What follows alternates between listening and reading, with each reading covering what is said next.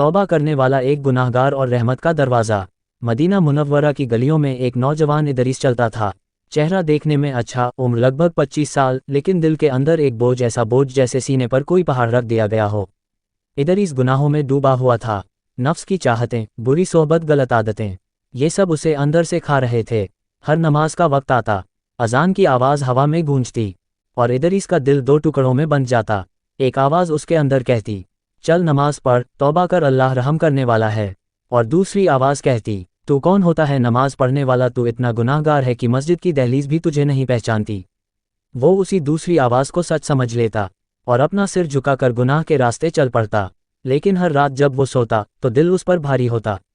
ऐसा लगता जैसे कोई कह रहा हो, लौट आओ आओ मेरे बंदे, मैं तुम्हें माफ़ कर दूंगा। लेकिन उसके कदम ठहरते नहीं थे। एक शाम इदरीस बाजार से गुजर रहा था। उसने देखा कि एक बुजुर्ग शख्स सड़क पर बैठे एक रोते हुए बच्चे को दिलासा दे रहे हैं। बच्चा रोटी के लिए रो रहा था। बुजुर्ग ने बच्चे को अपने घर ले जाकर खाना खिलाया। इदरीस दूर खड़ा देखता रहा। उसके दिल में अजीब सी हलचल हुई। वो आगे बढ़ा और बोला, शेख, आप हर दिन लोगों की मदद करते हैं, थकते नहीं। बुजुर्ग मुस्कुराए, बेटा, अल्लाह ने इंसानों को इसलिए पैदा किया है कि वो एक दूसरे की मदद करें। इदरीस ने धीमे से पूछा, अगर कोई गुनाहगार हो, बहुत बड़ा गुनाहगार, क्या वो भी लोगों की मदद कर सकता है? बुजुर्ग ने उसकी आंखों में झांकते हुए कहा, बेटा, अल्लाह की नज़र में सबसे प्यारा इंसान वो है जो तौबा कर ले। गुनाह कितना भी बड़ा हो, रहमत उससे हमेशा बड़ी होती है। इदरीस के होंठ कांप गए। लेकिन अगर कोई बार बार गिर जाए, बार बार गुनाह कर बैठे?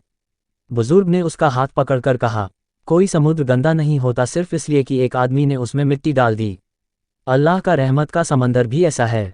तुम जितना चाहो लौट आओ, ये दरवाज़ा कभी बंद नहीं होता। ये बात सुनकर इदरीस की आंखों से आंसू टपक पड़े। उस रात इदरीस पहली बार सजदे में गिरा। दिल भर आया, आंसू रुक नहीं रहे थे। ए अल्लाह, मैं बहुत थक गया हूँ, मैं हार गया हूँ खुद से, मुझे पनाह दे दे, मुझे दोबारा इंसान बना दे। वो रोता रहा, इतना रोया कि उसका दिल हल्का हो गया। उस दिन उसके दिल में एक नया चिराग जला। उसे लगा जैसे अल्लाह की रहमत उसे छूकर गुजर गई हो। उसने फैसला किया कि कल से नमाज शुरू करेगा। लेकिन शैतान भी कम चालाक नहीं था। पहली सुबह इदरीस फज्र पर जागा, वुज़ू किया, मस्जिद गया, नमाज पढ़ी। दिल को सुकून मिला, इतना कि वो खुद हैरान हो गया।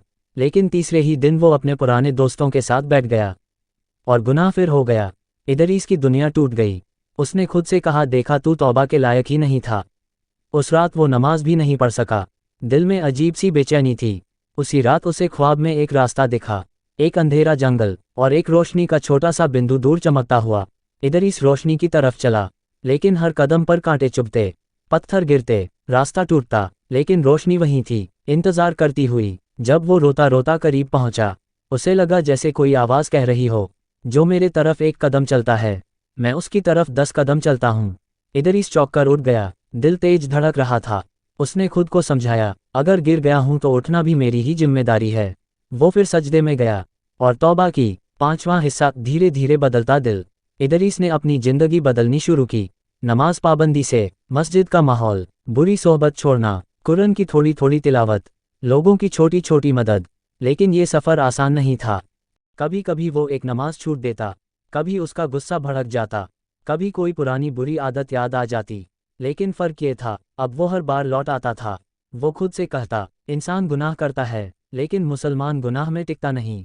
धीरे धीरे उसका दिल साफ होने लगा, चेहरे पर नूर आने लगा, लोग उससे बातें करने लगे। वो हर दिन कुछ न कुछ भलाई कर लेता।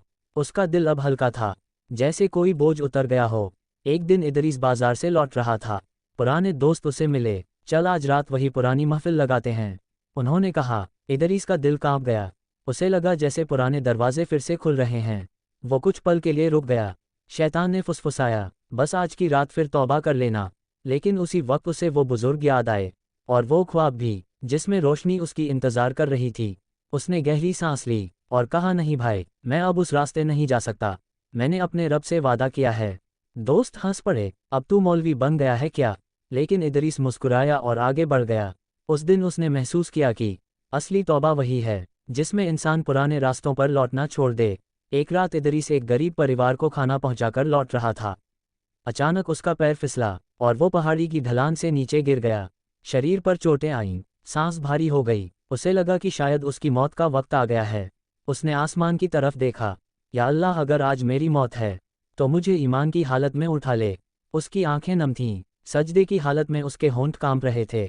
कुछ देर बाद रास्ते से गुजरते लोगों ने उसे देख लिया, उसे उठाया, घर पहुंचाया, डॉक्टर बुलाए गए, वो बच गया। उस रात उसने महसूस किया, जिंदगी बहुत नाजुक है, कहीं भी खत्म हो सकती है, लेकिन मौत से पहले दिल का लौट आना सबसे बड़ी नेमत है। 8वां हिस्सा रहमत का दरवाज़ा खुल चुका था।